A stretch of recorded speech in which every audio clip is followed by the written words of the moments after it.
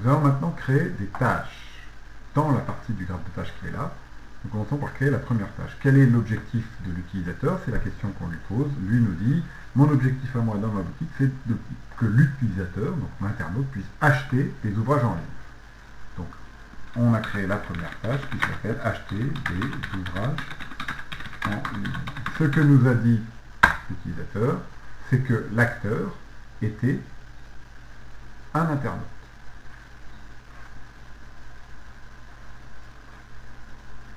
Voilà, j'ai donc ici placé un acteur qui est un internaute. Toutes les tâches et les sous-tâches de cette tâche seront utilisables par l'internaute.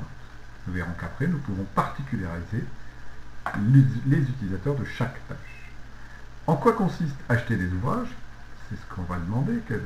Comment ça se passe? En quoi ça consiste? La première chose que va dire l'utilisateur, c'est, notre client va nous dire, il faut d'abord constituer un panier.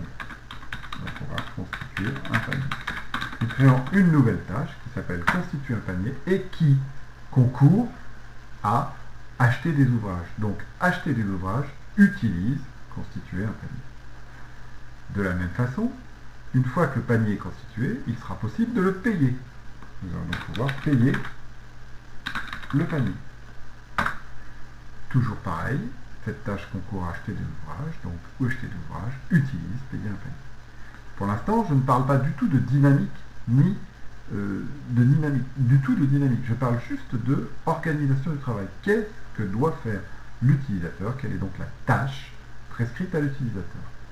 Et puis, bien évidemment, un utilisateur, pour payer son panier, n'est pas un internaute classique. C'est quelqu'un qui est un client. Et pour être un client, il faut avoir créé un compte client.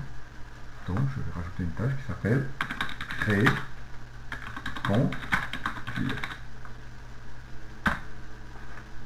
De la même façon, j'utilise la tâche créer un compte client.